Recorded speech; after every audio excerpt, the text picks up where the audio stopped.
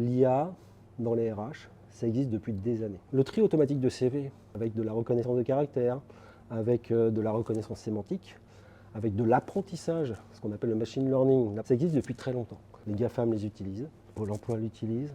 Amazon, par exemple, a fait un grand développement en 2015 pour trier automatiquement toutes ces candidatures et tous ces CV. Ça marche super bien. Puis au bout de quelques semaines, ils se rendent compte que le tri des CV, en fait, ça ne marche pas super bien. Ça met de côté automatiquement tous les CV des femmes. Un nom féminin, etc., ça les met de côté.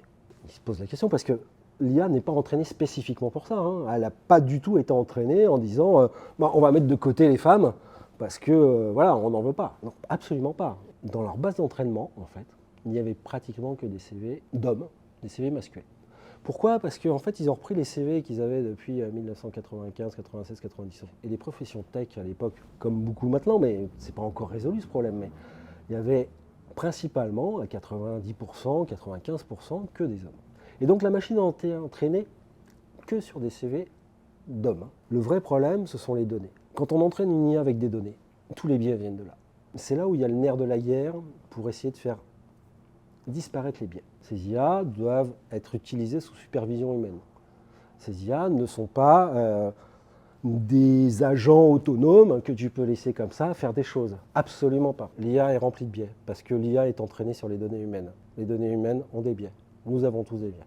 L'IA, il ne faut pas l'utiliser pour utiliser de l'IA. L'IA, il faut l'utiliser pour répondre à un problème. Tu fais 3 recrutements par an. Est-ce que tu as besoin d'utiliser de l'IA pour faire tes 3 recrutements par an? Non. La solution que tu vas mettre en place, la solution technique, va te coûter plus que ce qu'elle va te rapporter. En temps, en argent, et même pour le personnel lui-même, c'est-à-dire pour les gens qui sont les collaborateurs RH, ils vont être obligés de se former, etc., ce qui n'a aucun intérêt. Tout ce qui est tâches, en fait, où il y a peu de valeur ajoutée de l'être humain, ce sont des tâches cognitives, c'est-à-dire il faut qu'il y ait un process de cognition pour les faire, mais qui ont peu de valeur ajoutée. Prendre une description de poste et la transformer en phrase intelligible en langage naturel, ça a peu de valeur ajoutée. Quand tu le fais 3 fois par an, tu n'as pas besoin d'utiliser des process ni des outils d'IA générative, etc. Quand tu le fais 15 fois, 20 fois par jour, je ne sais pas, c'est hypothétique bien sûr, mais tu vas effectivement gagner du temps à le faire. L'IA n'est qu'un outil comme un autre pour améliorer la productivité humaine.